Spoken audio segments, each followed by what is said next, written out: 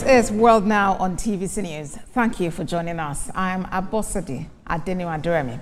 Let's begin with the fatal incident in Washington, D.C., where President of the United States, Donald Trump, has described the killing of 2 Israeli embassy staff as being so sad and based obviously on anti-Semitism. Sarah Lynn Milgram and Yaron Leschinsky were a couple planning a trip to Jerusalem where they wanted to formally get engaged. We have more in this report. A man who police say shouted, "Free, free Palestine," reportedly shot 2 Israeli embassy staff dead outside a Jewish museum in downtown Washington, D.C. According to the police, the victims, a young couple, were shot while leaving an event held at a Jewish museum in an area with numerous tourist sites, government buildings, including the FBI's Washington Field office. The head of the Metropolitan Police Department, Pamela Smith, says after the suspect, who has been detained, opened fire, he walked into the museum and was stopped by security agents. Washington, D.C. police say the incident appears targeted. In a post on X, U.S. Secretary of State Marco Rubio says those responsible will be tracked down and brought to justice. The attack has been seriously condemned by Israel's Foreign Minister Gideon Saar. This is the direct result of toxic, anti-Semitic incitement against Israel and Jews around the world that has been going on since the October 7th massacre. I have been worried for the past few months that something like this would happen, and it did. And the list of fallen Foreign Service members has grown today. Israeli ambassador to the U.S., Ejike, later says the couple killed had been planning to get engaged. According to him, the male victim had purchased a ring this week and had planned to propose on a trip they had planned to Jerusalem. The Israeli Prime Minister Benjamin Netanyahu says security at Israeli embassies around the world would be stepped up as a result of the shooting.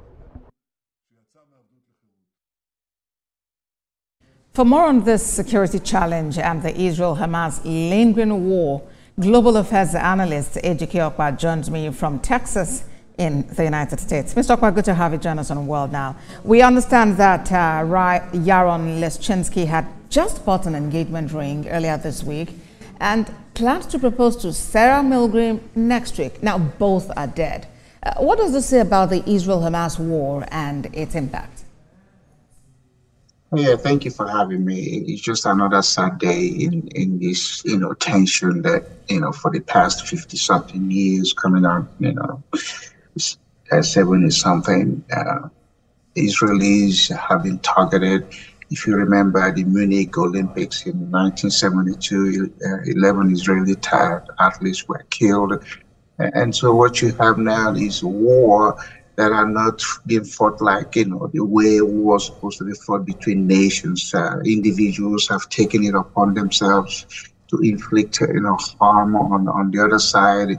And that is what creating the tension in the world. So who knows this couple to be, if they were targeted by the shooter and follow them to this place, because usually the museum will have less security than any other sort of, if he was at the embassy.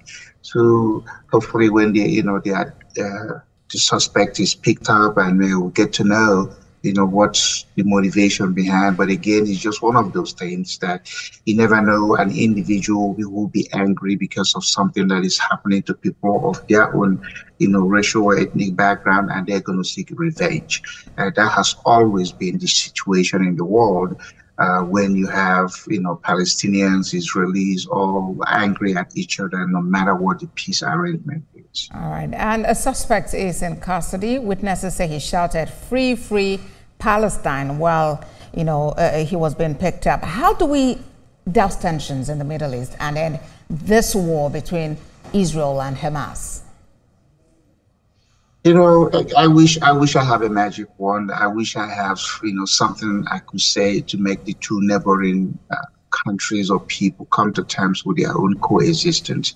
Since the creation of Israel in 1948, the tension has always been. Both sides have inflicted injury. People have won Nobel Prize, making efforts and suggesting solutions. None of that has so far brought about this piece of, love thy neighbor thing I keep talking about. And so I don't know what will bring that, but again, it's horrifying. People don't have scars. Even when this is over, there are still family members that are going to be, grieving for as long as. And then there are young people who are going to feel, hey, I'm doing this on behalf of my people. So, suicide bombers, people who take issues upon themselves without even having to be part of a group, just say, I'm going to do it. Because in their own mindset, they feel there's no need to live. So if I'm going to exit this world, let me just kill somebody, especially if I kill somebody on the other side. As it stands, Prime Minister Benjamin Netanyahu has ordered tightening of security at Israeli embassies, across the world. But then it's important really to get this out of the way. And it does appear that President Trump, who's, stood in the middle of this, is himself becoming frustrated about, how it's lingered. Might this latest development inspire some form of change in strategy? Well, Trump is an individual. He gets 24 hours just like every one of us. You see, he doesn't have any extra hour out of the 24. He has the advantage of having the biggest microphone to say things. But he could say all he wants. If the people that are directly involved in this conflict don't come to terms with their own solutions, and right now, but hopefully, this will make people come to terms and say, we can't force this. We just have to accept it. All right. And as we round off the conversation, let's talk about this Qatari royal gift to President Trump. This action has been criticized by many, including some of the president's allies. What's your take? I'm sorry, what's your question? The gift to... Yes, by the Qatari royal family to President Trump. You're talking about the airplane? Yes, about the airplane, please. A gift. Okay, well, what we have to make a distinction of is, was it an airplane to the U.S. government, or was it to Trump as a personal gift? There are strict rules for, what you give to the president. You can't give the president of America anything valued more than $100.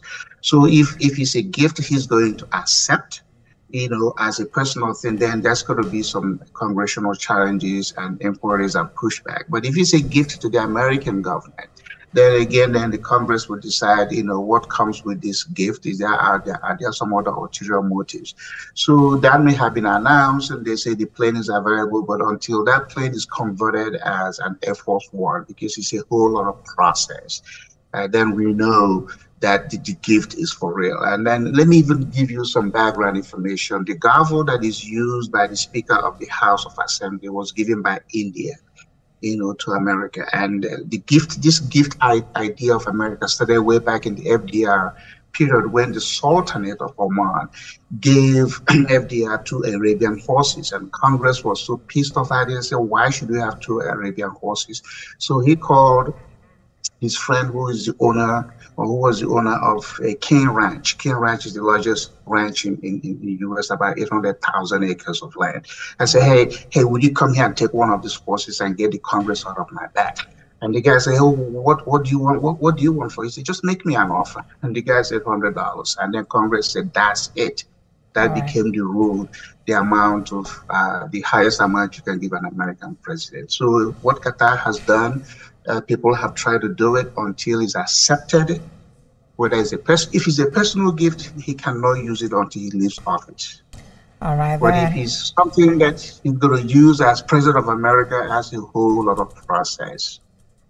Okay, then. Global Affairs Analyst Ejike Okpa, thank you very much for your time on World Now. Thank you for having me. Let's talk a bit of health now. Head of the World Health Organization has warned that